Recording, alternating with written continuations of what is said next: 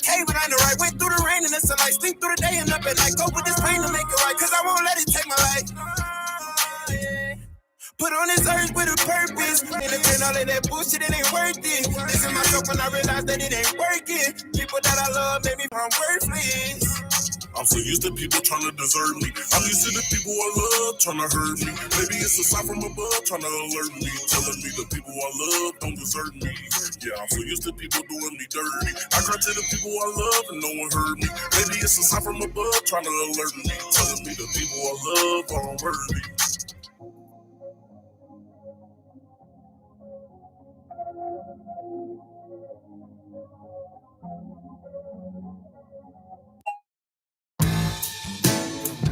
Yeah.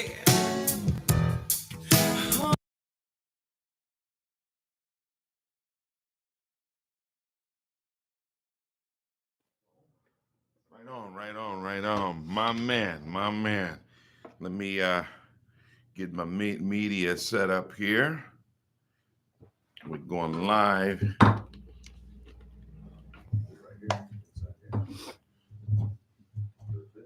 No.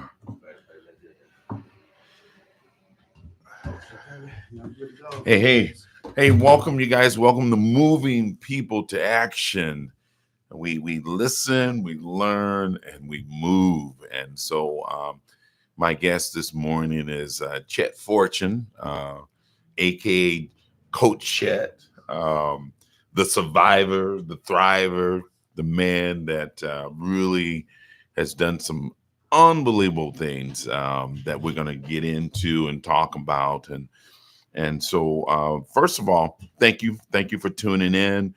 I want to thank the boss, my man William King, for doing what's necessary to keep this station alive, and that we have a media outlet for the community. And I want to thank you for that, King. So make sure you guys go ahead and push this out. Share this feed with other folks, because the knowledge we're going to be kicking this morning, it's life changing. If you dare to listen, dare to really let it absorb and begin to understand what we're talking about, these are some nuggets that I think can help you really begin to be on a path to have your best year yet.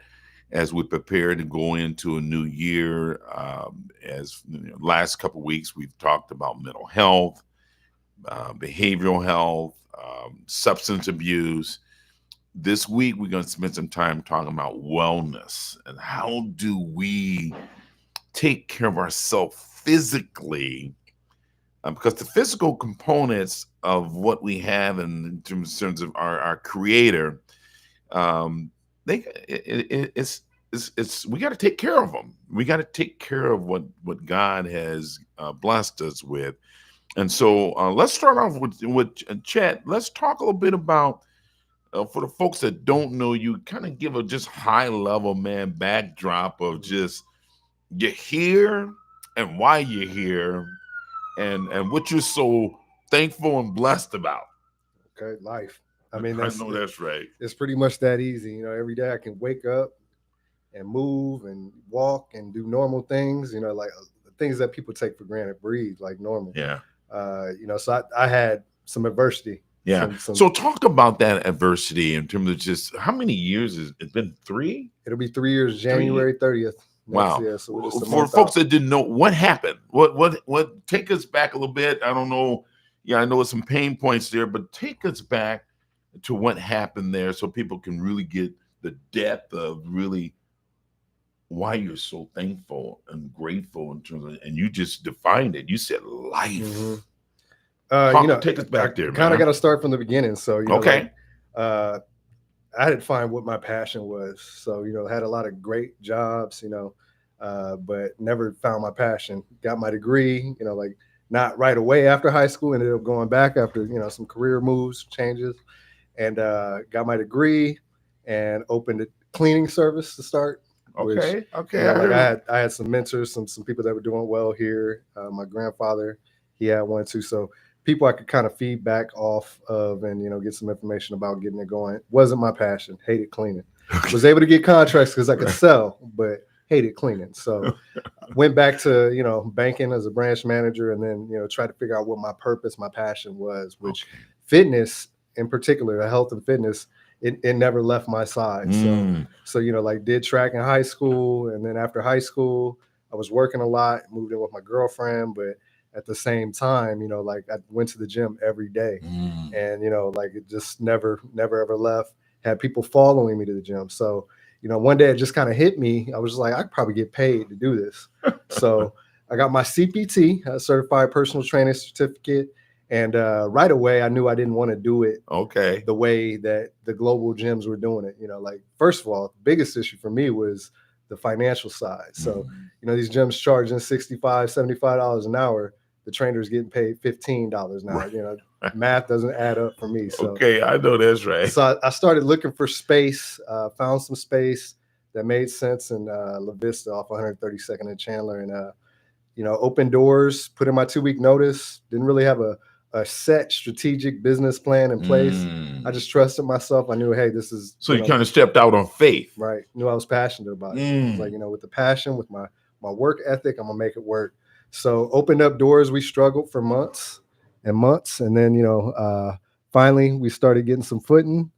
2000, I think 2014. I ended up in Shape Magazine as one of their top trainers. That got me some local notoriety. So started getting some professional athletes in the door, working during off season with some NFL players. 2015 hit. Uguris Gamboa was fighting Bud, Terrence Crawford, in Omaha. Okay. And I went to that fight, got ringside tickets with a good friend of mine. As the team was passing by, I told him, hey, I'm gonna train that guy one day. He kind of laughed at me. So you just passed. He was passing by. You were there, and you just kind of look. I'm gonna train that guy one day. Okay. He was already a world. Bud Crawford. He was a world champion at that time, and still, 2015, he still was one of our biggest athletes. Right. And so, I just looked at him. I was just like, I'm gonna train him. Watch. A few months later, I reached out to a member of his team, and he was just like, just send him a message on Facebook. And I'm thinking, like, you send any athlete or celebrity, they're not going to get back to you. So I thought I was getting brushed off. It was about 2 weeks later, he hit me back. He was like, yeah, I'll pop in for a session. And at the time, my thought process was, I've got this gym. I just want to promote my gym, get him out, put him through some work. So he came out, liked it, was like, hey, I want to come back on Friday, which was 2 days later. I was like, great. Yeah, obviously you can come back. Right. Came out Friday, put him through some work, and after the session, he was like, hey, those were two of the toughest sessions I've had. I've had a lot of coaches. What would it take to make you my strength and conditioning coach, bring you out to Colorado Springs for 6 weeks for training? And I'm just like, I really don't even know what to charge. So because you was operating in your passion. Right. Obviously, it was starting to go well. The gym was going well, had a ton of group classes, with 50, 60 people in it. And, I was just like, yeah, this is an opportunity I want to pass. Give me a couple of days to get back to you. I don't even know what to charge you. But he was just like, yeah, that's fine. But we leave in 2 days. We leave on Sunday. Okay. So you have to figure it out, by the night. Yeah. Okay. And so needless to say, 2015, been with the team on and off since then, So since 2015, you've been rocking with them on and off. Right. Man. There's been times where, camps I haven't been a part of, or there was times where, I've got a son, he's about to turn 18 in February. I missed a lot of his life, like just having the gym, being there 6 to 10, and then traveling with the team and other professional boxers, 3-4 times a year for 6 to 8 weeks. Didn't want to miss my younger kids, my 2 daughters, like I missed his. So there's been times I took other roles and, opened up other opportunities. So director of business development, 2 different medical clinics. The first one was called Pivot Concierge Health. Okay. I remember that. So, this is kind of what leads me into the accident. I was having trouble sleeping for a couple months, just going through, it was, stressful. COVID was starting. And so the nurse practitioner put me on a prescription called Ambien. And, Ambien is, I think it should be taken off the market. It's probably the worst drug on the market. What? He told me, make sure you got 8 to 10 hours to be able to sleep, which, the first time I took it was on the weekend, had plenty of sleep. It was the best sleep I got in months. Yeah. And I was just like, this is great, but I'm just going to wait, the weekends or whatever, when I know I'm really feeling I got the time, I don't have to wake up early. So waited another week, had a podcast that I was going to start with our medical director. My thought process was, personal trainer Mm-hmm. that's training some athletes, and then a 40-year hematologist, like just very well respected. Right. So wanted a good night's sleep. Took the pill. It was like 7 o'clock.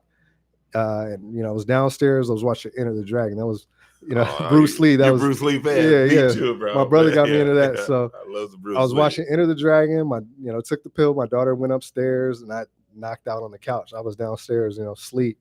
And 3 days later, I woke up with the surgeon looking at me saying, "Hey, you've been in an induced coma. You're lucky to be alive. You're in a pretty significant car accident, and more than likely you can't feel below your hips." So you wait a minute. So you're saying you took the pill at 7 o'clock Right. in the evening, and everything there, man. You did.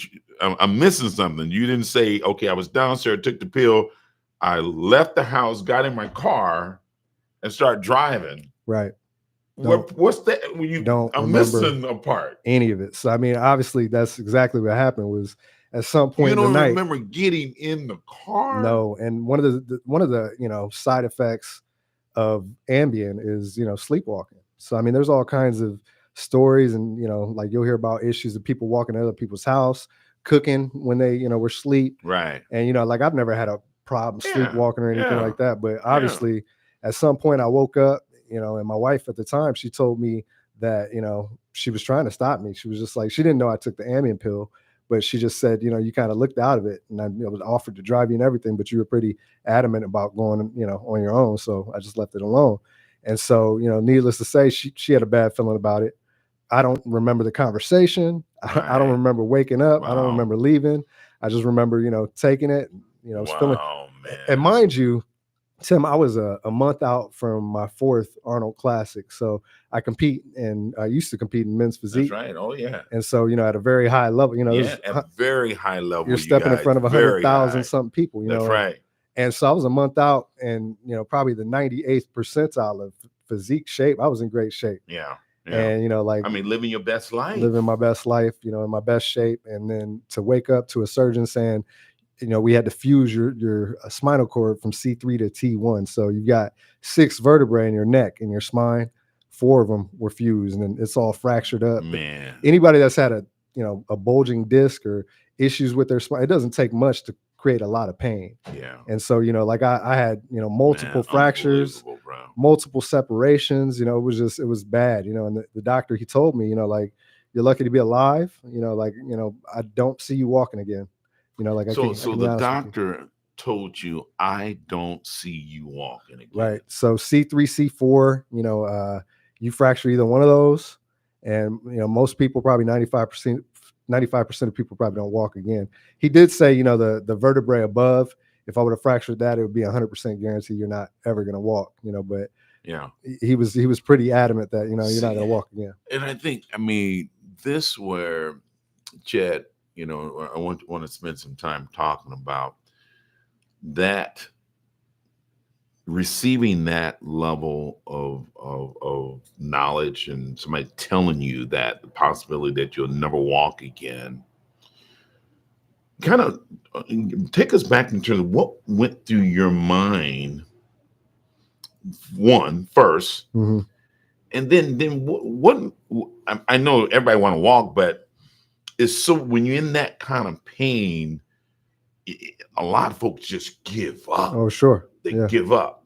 So kind of talk us through that mindset, and then I want to talk about what made you really decide to, like, one, I want to live, two, I want to come back, I want a full recovery. Right. So I think when I woke up, first of all, God was on my side. So Absolutely. Dr. Thorson, like obviously, let me survive it all. The police that showed up, they looked at the car. I basically went up a wall, a retaining wall, hit a bunch of trees. My car then rolled back into the street, flipped on its top, then flipped back upright. So, my car hit trees. I flipped up on the cement, so when he seen the car, he was just like, there's nobody alive in that car. Even the houses that were around me looked at, just like, there's no way. They were worried. And so, you know, when he woke me up, and I say God was on my side because he let me live, Yeah. but Dr. Thorson, you know, at UNMC, he's one of the most well-respected neurosurgeons in the U.S. And you know, he's not on site a lot. You know, he travels a lot. Right. He's definitely not like a 24/7 emergency care, you know, middle of the night type of physician. And so he just happened to be there. You know, so Man, a lot of the surgeons that look you know at like were God. there were thinking like, you know, Thorson was probably the only one that could have done the surgery. And you know, he didn't even feel confident after, you know, like after the surgery. He told my family like, you know, I did the best job I can, but there's no guarantee. You know, we'll have to see. He's going to be in a coma. So when I woke up, you know, I didn't know any of this. I didn't know who he was, or you know, I'll be honest. The first probably week I was in the hospital because they had me on so many opioids. You know, like opioids. Yeah. Nerve pain is probably the worst pain in the world, you know, and so I was so drugged up that, you know, the first week it was kind of like a bad dream. I wake up and, you know, like I'm in the hospital and people taking care of me, you know, but like really it's just a bad dream. I'm so sleepy because I'm so sedated that, you know, I just Let me go back to sleep. sleep. Right. Okay. And wake up to go back. it probably happened, you know, the first week it was just denial, you know, and like, you know, after a week when, you know, you start coming to, for me, I was just like, you know, well, the first thing I'm going to do is not listen to any of these doctors that are telling me that I'm never going to do this or I'm never going to do that. That's in God's hands, right? That's right. So, you know, like I always had a strong mindset, you know, like for health, you know, wellness. Like obviously when I had my gym, you know, some days I was working out 6 to 7 times a day, you know, like the people struggle to get in the gym and do, you know, one thing. day. And obviously, you know, like like me, okay. always had a strong mindset about, you know, like taking care of yourself and taking care of myself. So, you know, like one thing that, you know, like I was determined to do was, you know, like I'm gonna walk again, you know, like that was the mindset from the beginning, you know. And I'm not gonna say that I didn't have my days where, you know, you wake up and you're just like, why am I here? I want you to continue, but I want to lock down in terms of the word mindset. Absolutely, 1000%. Keep going. Yeah. We're gonna come back. Mindset. So, you know, like I said, I had my days where, you know, you wake up and, you know, like I don't want to live life like this. Like, you know, why am I alive? Like, you know, just let me go to sleep and not wake up. You know, like plenty of those days, you know. Okay. But so that's a struggle. That's a journey. Yep. And that's reality in terms of what you were faced with. Obviously, like I said, I was a high level performer prior to the accident. And, you know, like anything less or, you know, not walking or, you know, I think what kind of triggered for me was, you know, I had at the time she was 1 year old, you know, my youngest. And so, you know, like obviously my son, you know, like he's got to spend a lot and learn, knows of me, you know, my middle child, you know, she knows me well enough, but I'm thinking this 1 year old, if something was to happen for, she'd never even know who I was. Right. And so, you know, like when that trigger finally kicked in for me, it was just like, you know what, like, no, I'm going to get to a point where I'm going to play with my daughter. I'm going to be able to sit up and get down and, you know, play basketball and do these things with her. Yeah. And, you know, if I got to spend every last day of my life, you know, doing whatever it took to walk or move, I was going to do that. The first probably I spent 3.5 months in the hospital. The first month and a half, I couldn't even sit up in bed without passing out. My blood pressure would drop 80/60. It's like stroke levels. And, you know, they couldn't even get me out of bed without passing out, fainting, wanting to throw up. You know, I couldn't move. They put me on a tilt bed, which kind of locks you in place. And then it tilts you all the way up. I couldn't even be in the tilt bed without passing out. So, you know, like it was bleak in the beginning. About 2 weeks before I got out the hospital, because they tried parallel bars. They tried all kinds of things to get me moving. And, you know, try to get me to, but it was just a process just to get me to the physical therapy room, let alone, you know, like do anything in it. But about 2 weeks out, you know, like we still couldn't do the tilt bed, still couldn't sit upright for long. But they had this, it was basically like a walker. You put your forearms on it, you know, and you can walk with it. And I was just like, if I can get my legs moving a little bit, you know, I feel like it's something to do with my blood and circulation, you know, like we got to get this leg moving. Right. And, you know, they were just like, you know, like, I don't think it's going to work. So I had them take me off of opioids, which was, you know, against the doctors. He was just like, you know, I think you need them. And I was like, you know, I think it has to do with my blood pressure, you know, like dropping and, you know, like, let's just try it. And he was just like, hey, you know, no, these shouldn't interact with your blood pressure. I'm going to advise you. And I was like, let's come off them. against doctor's orders. Wow. And Wow. let's try this walker out. By any means necessary. Let's try this walker out. And the first time they got me in the walker, because again, I couldn't even take but maybe 1 or 2 steps with the parallel bars. And they got a gait belt on you, holding you up, like somebody helping you. Yeah. And so I was just like, let me just try it, because it's the only thing we haven't tried. And hopped on it. And not only did I take a few steps, but I walked all the way down the hall.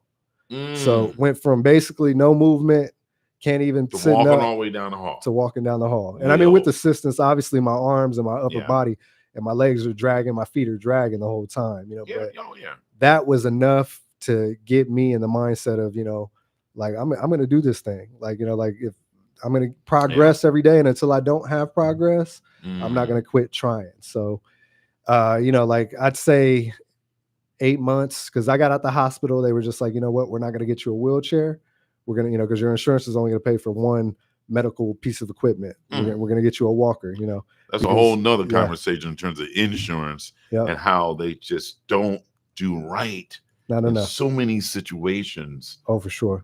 Just like yours. And right. That's a whole nother show. But I mean, at the same time, I'd say, it was the nurses that I was working with, because they were like, we can get you a wheelchair, but like if you can walk with the walker, force yourself to do that all the time. Oh yeah. And so, like I got out with the walker, struggled. I think it was about a month and a half after I got out, I tried to take my first few steps without it. Now, mind you, I'm holding on the walls, holding on the couches, everything around me. But I took a couple steps without the walker. And then, I was like, I'm going to put this walker in storage, and I'm not going to use this walker again either. You know what I mean? Like, we got to get to this point. So, I mean, like, it's, again, mindset, because, like I get around most people that see me and have heard about the accident. They see me and they, you look great. You look fine. Like, like I heard about it. Amazing. And, like they don't even know something happened, like from the looks of me. And I'm going to tell you, you guys, I've been involved with Chet really pretty much all through that whole process, and I've seen the really just the improvement. And really, when you first came out, you started back slowly doing your training, and you did a little session with a group of my friends. For sure. And I was just amazed in terms of your will, right? Your will and determination to get back in the game, man. And I have to say to you, I don't know if I've said this, but you motivated me. I mean, It was just like when you hear a story like your story, and we sit around and we talk about some of our pain points, and like, we can't do this, or we're not making a commitment to better ourselves. You did that for me. I mean, just watching you go through what you went through, it was a motivator for me to do better. I'm not where I want to be, but I'm on that path and I'm on a journey. Right. And I just want to thank you, man. I appreciate Thank you, man, no for doubt. that, brother. Thank you. So, yeah, I mean, I think, like I said, for me, like at that stage when I started walking a little bit, I was just like, I got to get back. And, to this day, almost 3 years later, my mobility is still off at times, like the pain, as far as the pain, because I still am not on opioids or anything like that. But every morning I wake up, it feels like I got into a car accident. Like nerve pain does not. No, do it every morning. You telling me every morning you wake up, it feels like you've been in a car accident. Every morning. And I mean, you've been living through that for 3 years. Yeah. I mean, I think for me, and, like I said, I think a lot of people take it for granted when they're around me a lot, because, like I, for the most part, look all right. But, like the pain is significant enough. So are you in pain now? I mean, it's always there. The only thing I do take gabapentin, so Neurontin for nerve pain, and then baclofen for spasms. Like obviously those are pretty much the only things I take. Yeah. So I mean, it kind of. Yeah. I'm not gonna say it makes it subside, because it doesn't go away, but I can tolerate it. Okay. But it's to the point where, like I could lay in bed and, like that's the problem though. I think a lot of people that go through spinal injuries, and, I've talked to a lot of people, I've had doctors reach out and, hey, I need you to talk to so-and-so, like they just need a little bit of guidance, a little bit of help. And, you could talk somebody through it, but if they don't have that mindset to do it, then, it's will, because it's every day. Like I could literally lay in bed, like, like I'm hurting. I just want to lay in bed today. And if I did that for 3-4 days, then if the 5th day, 6th day, I probably wouldn't be walking. You know, like See. it's an So you everyday got to fight. keep. I mean, that was one of the things with really COVID, and that I was hearing them folks saying in terms of, if you lay in bed and do what it wants you to do, as far Right. as defeat you, Right. you may not get back up again. And so No. I think I hear what you're saying is like, you got to force yourself to do what's uncomfortable sometimes. And that's Ultimately, yeah. get up, get out of that bed, get off that couch. Absolutely. So that's beautiful, man. Beautiful. So I know what one of the things we do here, Chet, with moving people to action. Well, we listen and learn, and I want to really give the audience some nuggets to how do we better ourselves, how do we move forward, how do we move to action. Let's just take that first segment of everything you just talked about. Mm-hmm. If we have some folks out there that's going through some adversities, going through some challenges, dealing with a physical challenge, and we're moving into a new year, we're jumping into 2024. For some people, they would say, "Damn, who would have thought?" I mean, Right. a year ago, I was like, I was running behind. I didn't walk up the stairs today to get here. I ran up the stairs. Right. I wasn't a sprint. It was like more of a little jog, okay? But I did it. I came back. I didn't really, from removing my prostate and some of the challenges that I've dealt with, I didn't quit. Sure. So give us some thoughts in terms of just, you said mindset. With the word will came up. As people look at this transformation and really trying to do better to physically Right. and wellness, let's talk about some things perhaps that you would recommend that they begin to do. We know they can't get it done and get to your level because you have your whys. Everybody's why It's different. is different. So how do we begin for beginners, folks that they're stuck? What would you say? How do we get them out of that? So I look at every day you've got 2 options, and I say this a lot: Every day, 2 options. Okay. progress or digress. It's a Progress, choice. digress. It's a choice. You progress or you digress.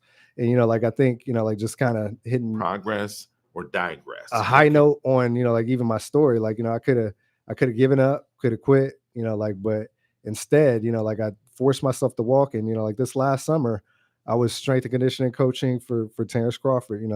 One of the best in my mind. The best fighter of all time, and one of his In my mind too. one of the biggest fights. And I could have digressed by giving up. Or, like I could have done something that a lot of people can never say they will ever had an opportunity to do. Like for me, it's not just about like legacy. Like for me, it's when I think of legacy, it's not about what I do, but it's how many people I can touch. Right. So servicing others is important to me. I've always been able to motivate and help other people from a fitness perspective. Yeah. But, overcoming adversity, they might not like fitness. They might not like boxing or sport, but they can understand overcoming adversity, and everybody's got their own different adversity. So, like what you're going to do to progress towards that or digress, you got to do something about it. So progress or digress. And that's a choice you're saying every day. Every day. Every day. When you think about just getting started, especially in terms of a regimen of health, getting back to, when you think about a lot of folks in our community are dealing with hypertension, Sure, diabetes, obesity.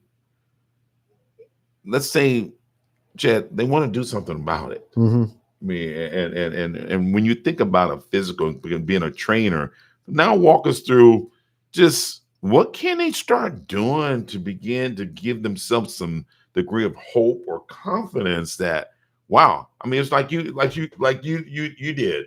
I mean, you had a walker. You're like, no, I do not want the wheelchair. I don't want to lay in bed. But talk about some first steps for them.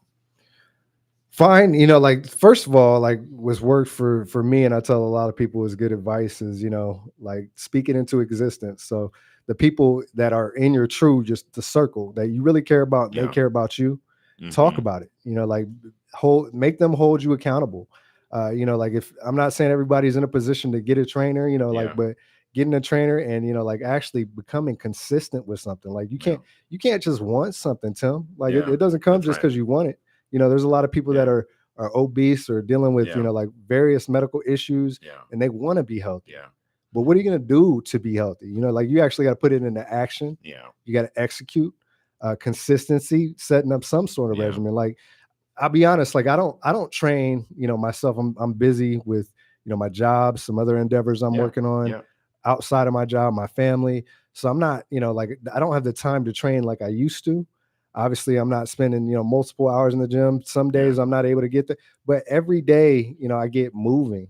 You Right. know, like Right. every day, like, you know, it might be a 20-minute walk on the treadmill, it might be a walk Right. around the block, it might be, but every day, you know, when it comes to physical activity, Right. that's a priority. You know, like a lot of people feel like they don't have time to go to the gym or, you know, like get a body movement at home. You know, like you can do squats and push-ups and Just sit-ups at right at home. home. You know, like, Yeah. you know, like, and if you the thing is if you're consistent with that, Yeah. it does, you know, it doesn't matter. It's consistency. So for me, you know, like I said, I'm not on the training regimen, you know, like where every Okay. day I'm hitting the particular muscle groups. I'm not tracking all of my food, but you know, Okay. like those are good habits, tracking food, you know, like holding yourself accountable. So even if you don't have a trainer or something like Yeah. that, you know, but like you've got a regimen where every Friday, you know, like I'm doing XYZ as far as workouts. I'm eating healthy, you know, like, or I'm tracking macros. I'm using apps like MyFitnessPal. But every Friday, I check my weight and, you know, I write it down. Every Friday, I take some progress pictures of myself. You Mm. don't even have to send them. You know, it's not about posting to Yeah. social You media. don't have to send them to Yeah, you nobody. don't have to Send them send them to to nobody. yourself. But you Right. set up a regimen where every Yeah. week, and, you know, like just weight alone and pictures. Pictures are better because weight, I'm 185 pounds now. When I was competing, I was about 185, 190. How I look now is not how I looked, you know, the same weight. Oh yeah. I'm in pretty good shape Yeah. now, Yeah. You but looking good, man. Yeah. obviously then, you know, so weight's not the determinant factor. That's why I say pictures. But you know, like if you don't like the way you look, then I'm gonna change that. Like, you know, like, okay, next week when I do this and I'm sharing them with myself, next week I want to look a little bit different. Maybe it's not next week because that's a short time frame, but Yeah. Yeah. by next month, I want these pictures to look a little bit better. By next year, I want to be happy. I I like want to be in a position that I want to show some people, you I know what I mean? like that because one of the things I'm gonna change my habit of just I get on the scale too much. Right. Once a I week is enough. once a week is enough. Yeah. So that's my takeaway from this conversation. I'm gonna really try to just do it once a week. But I love the idea of just how do you want to look? Right. And so you said take a picture. Take a picture. Take a You picture know, of yourself. front, side, back profile, you And know, like that's they call. I mean, I used to, spend 9 years with the YMCA. We used to have this class called body sculpting or right. sculpturing. What is it called? When you're doing sculpturing, Body sculpting. where you kind of looking at your body and you really decide, okay, I want this to be better. I want this It's like gone. artwork. You're chiseling it. Yeah, Like, you're you know, chiseling. Yes, and I yeah, mean, like more importantly, how do I feel? You know, but like I said, that consistency's got to be yeah, in place. So yeah, it doesn't have to be some well thought out, you know, like I said, it could be yeah, a 30. I'm gonna do 30 to 45 minutes of physical activity every day. And that's gotta be a primary, you know, like it's gotta there's people that are busy, they're gonna, you know, talk about how busy all the things they got going on. One thing that, you know, I've always kind of looked at like The Rock and, you know, okay, like been impressed with is, you know, like The Rock being the number one social media influencer, you know, like over the last several years. I didn't know that. He's Wow, busy man, you know, yeah, in multiple movies, multiple businesses, but you know, like wakes up at 4 o'clock in the morning every day to get his workout in first. It's the first thing he okay. does, you know, So like, it's what are you setting as a priority yep, for you, yep, and that's one of the things that I'm going to work on more. I'm starting. I don't have to wait for 2024. I'm starting now to figure out how do I set a priority for me, because you got to start with yourself. So often we try to, you know, um, um, outward mm-hmm. helping everybody else, and you got family, all these things. But you said The Rock, he starts with me. Yeah, 4 o'clock. 4 o'clock in the and it's morning. about making the time. It's not about making the time. like I look at a guy like Elon Musk. I imagine he's a very, very busy guy. Yeah. It's pretty visible. To see how busy he is. Oh yeah. But at the same time, like his health takes a dive. Then what? He's not going to have all the things he's able to do, wanting to do, needing to do. He's not going to be able to do any of it without his health. So to me, it's just like I said, you have to prioritize your health at all costs. If you're in good shape, keep that. And if you're not, what are you going to do something? Nobody's going to care about your health more than you. Yeah. And so you can't put it in somebody else's hands. Like every day it's got to be consistency, just as long as it's something. No, Chet, they talk about in terms of just this whole wellness game and health and training and things like that, especially managing weight. Right. Chet, what's your thoughts in terms of, I hear that really most of it is just kind of what you put in your mouth, right? Versus time spending in the gym. Mm-hmm. And what's your thoughts around really that balance of activity? If you're talking about you got 7 days in a week, what would you recommend that they at least try to do something?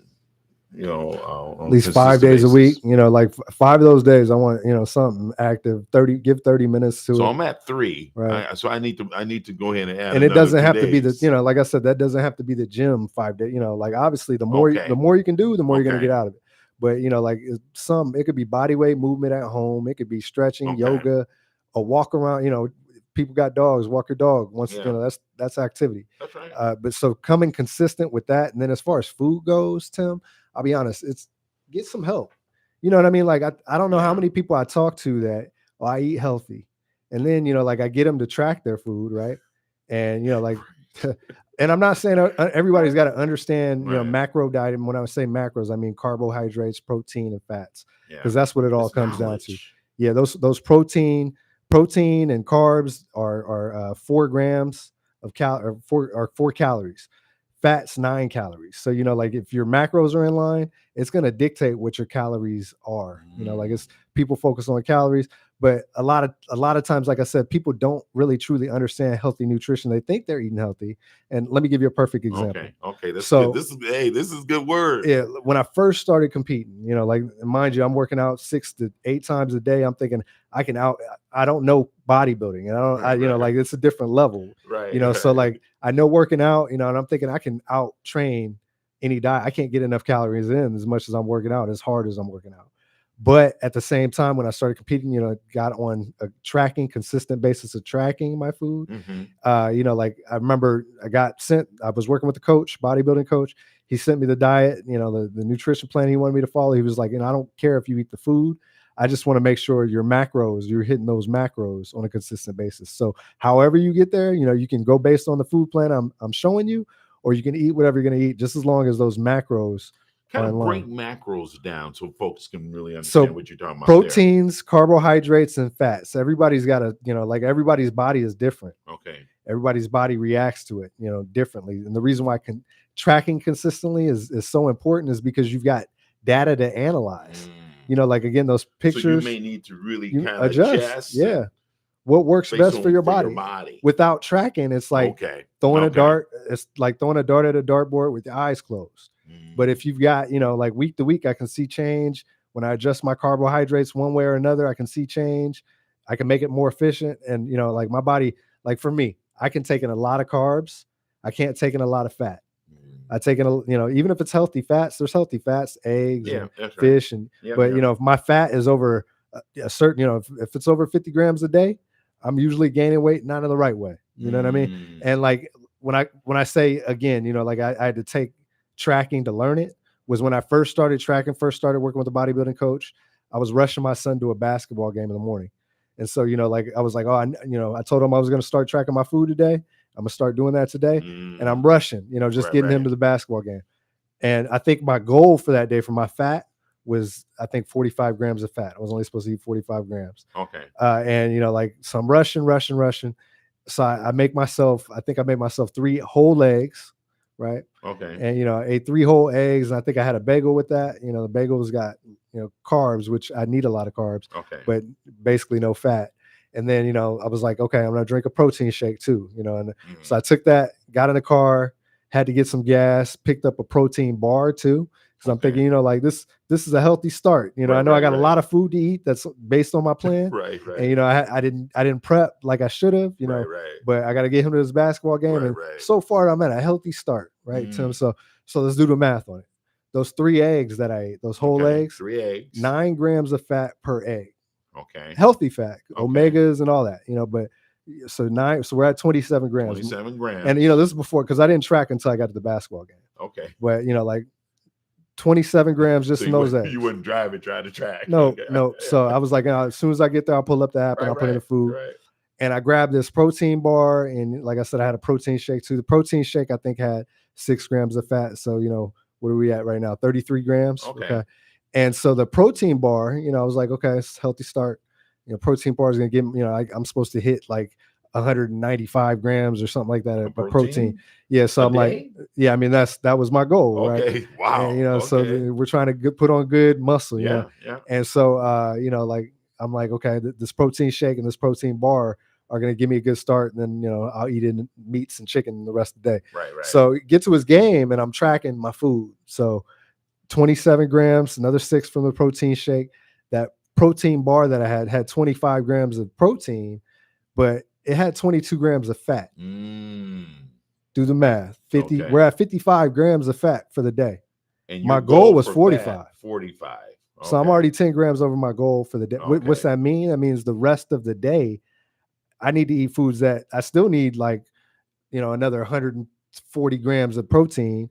I still need like another 250 grams of carbs. Wow. But I can't eat any of carbs or any protein that has fat in it, because I'm already 10 grams over my fat goal. So although I might eat healthy, and like, it's going to be hard to eat stuff with no fat in it the rest of the day. So you really feel that is the driver and very important factor of managing diet, managing weight, is understanding the macronutrients, the macronutrient goal, and then analyzing that. Because like when he gave me the numbers and said, hey, here's what I want you to hit, it was just a good guesstimate based on my body type, based on my activity level, so it was just a good guesstimate based on experience that he's had with other people with similar body types and makeups.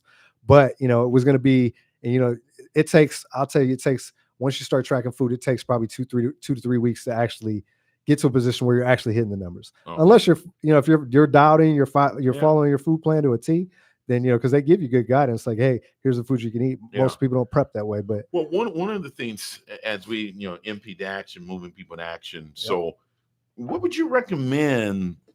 I mean, some folks that just, they like, what? Wow, that's all. You just said a whole lot, man. Oh yeah. Where can they get started with that level of tracking? Is there a resource out there? Can they reach out to you, or how do we help people move to that thought process and thinking and level of discipline? The beauty of today is, and I'm going to say, this in two ways, because unfortunately, social media and the internet has put out a wealth of information. There's a lot of stuff out there. And, like everybody on social media, you see people, like, there's tons of people, that have millions of followers and are fitness gurus, like, that might not, I own my gym for almost 10 years. I probably got almost 30,000 hours worth of, training other people, and I'm train athletes at the highest level. That's right. At the highest level. They might not have the resume that I have. Yeah. But, they got a much bigger following. And I'm not saying all their information is not good information, right. But yeah, there's people that give great information. Yeah. There's people that don't give great information. So, you got to really track your source, do some research, see who they've helped, see what they've done. So how can we start following you? CoachChet.com is my website. You can find me on LinkedIn, Chet Fortune, Instagram, Strength Condition Coach. That podcast coming up. So the podcast, I need to really get that back. I got a little bit too. I'm telling you, the wealth of information, and especially there's all kinds of free information. Is what I'm saying. So it's, like, obviously, like, getting some help. Like, figure out who the good trainers are. That are affordable in your area. reach out to them, Yeah. and see what they can do. Because like I said, help is always, if you don't know, a Yeah. lot of people think they know, They but you really think don't. They know. Get the person with experience, use them for a little. It's not like you gotta. And I'm a big proponent of this. When I train and do personal training, I've never been one to just want to train somebody 3 to 4 times a week. I've got people that pay $100 a session, Yeah. $100 for an hour, right? Yeah. And like my goal is not to do that 3-4 times a week for a year. I know it's good money, Yeah. and obviously, a lot of trainers like, I just want to keep this client. But for me, it's educating people to where they don't need me. I don't want you, I want you to learn enough, Yeah. especially if you're paying me that kind of money. Right on. I want you to learn enough in a month or two to be able to do it on your own. And then, like the beauty of it is, if I'm doing it right, you learn it in a month or two, and then you can teach somebody else that you care about. Yeah, I don't know, Chet, is there a source out there where people can at least begin to vet trainers, or a resource out there where if we have some of our listeners or folks that's viewing this, like, man, I need to get me a trainer. Where should they start? How do you find a good trainer, out there?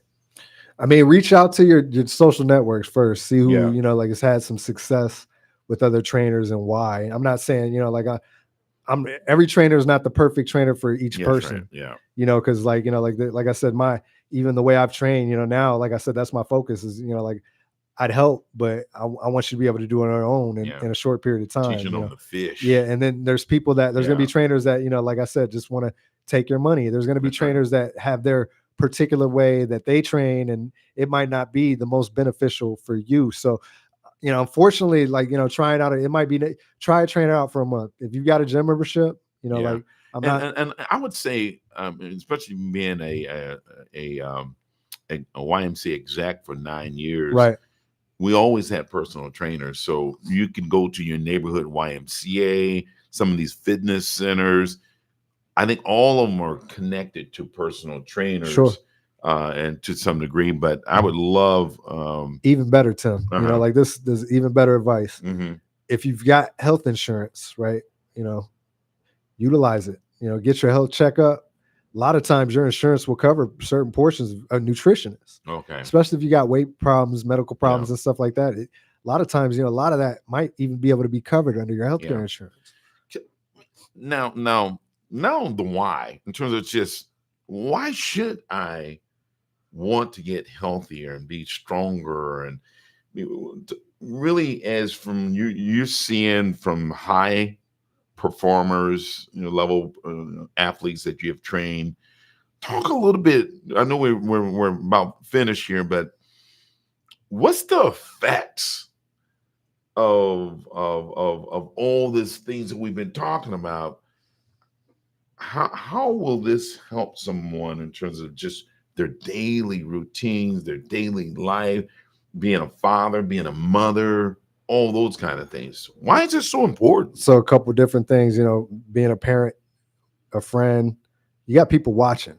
So, especially if it's kids, they're watching you, like, That's so, right. So you're affecting not only your life, you're affecting possibly their future life too, because, the environment that you're around. You grow up in a house and, you eat fried chicken every day, obviously your environment, that's what you're used Besides to. just grease on your walls, right. And then ceilings. Right.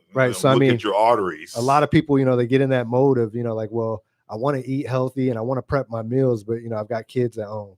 Well, your kids should have healthy habits too. Yeah. Like I'm not saying they got to be as dialed in as you, right. But like the food selection that you have in your home is going to affect your kids too. So you got people watching. As far as yourself though, like workouts for me, because I still try to go to the gym as often as possible. I've got plenty of weight equipment at home in my basement. Try to do something every day.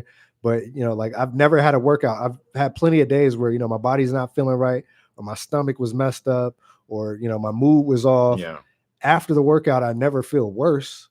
It always makes me feel better. It's an outlet. You know what? That's true. It's sometimes it's tough getting to the gym. Yep. And it's once you go through it, it's kind of like, once you're over with it, like, man, I'm glad I did that. Wow. I'm moving a little bit better. I feel, my mood's a little bit better. So, like, I think when it comes to physical activity, it's hand in hand with your mental health as well. Like mental health is extremely an issue for, everybody's dealing with something. Oh man, mental health is probably one of the number one challenges for a lot of folks out there. I want to really, the folks that are viewing this. I see my man Jermaine, Bobby Long. What's up, my man? Sean. Hey, if you have some questions in terms of just some of your challenges that you're dealing with when it comes to health and wellness, put that in the feed, and we'll see if I can get. Chet, I'm going to deputize you as a contributor. You can put that on your resume now. Yeah. A contributor to moving people to action. That's right. Just like CNN, you're going to be my wellness contributor. Is that cool, man? I'm with it. Okay, man. All right, on, brother. Chet and I have been riding. We've been really together doing things for a long time. And I tell you, I've been working to get myself, it's like, this is crazy. But I tell my wife that I'm working out and getting ready so I can get back with him, because I know how intense. I've had I played football, basketball, all the sports, but this guy is one of the best.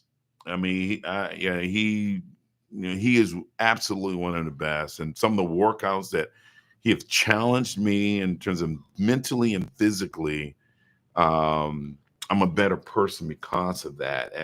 And proof in the pudding is I'm working out now to get ready to have a real workout with him.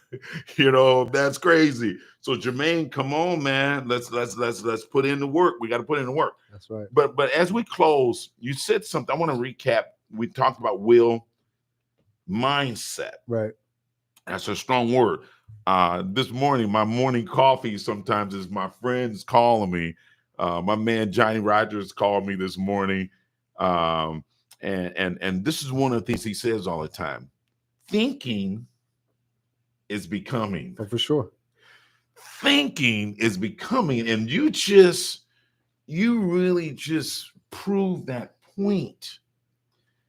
And you put that thinking with will, discipline.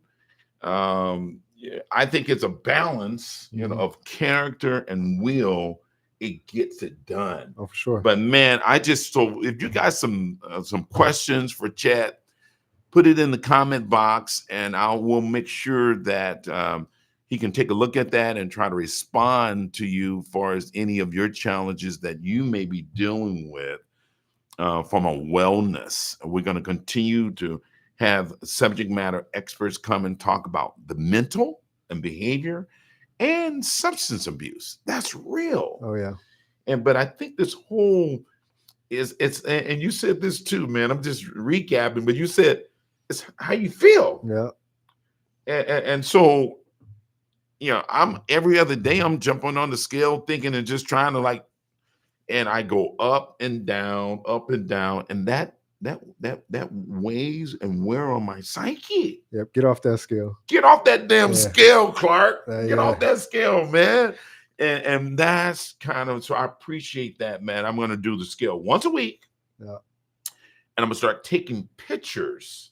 They mean more. Of myself. And so it's like, I want to lose some of this chin.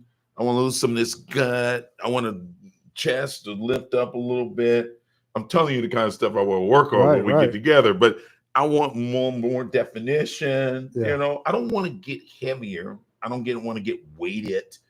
I'm weighing about 228 right now. I want to get down and stay at 220. Okay. 220. And I played football, Chet, at the University of South Dakota. I was playing at like 210, 215. Yeah. Oh, yeah. So I can see me getting back to that weight. Yeah, man. why not? So as we close, Chet, people are thinking about closing out this year, right? And they're thinking about really, they're reflecting in terms of just, man, what did I accomplish? Yep. What did I not accomplish? If there was one or two nuggets or just advice that you would leave our viewers with, what would that be as they look and prepare for a new year in terms of 2024? Well, drop one on them, man. I think the best thing I can say, you know, going into any new year, don't wait for the new year. You know, like take today as it could be the Start last. today. Wow. Start today.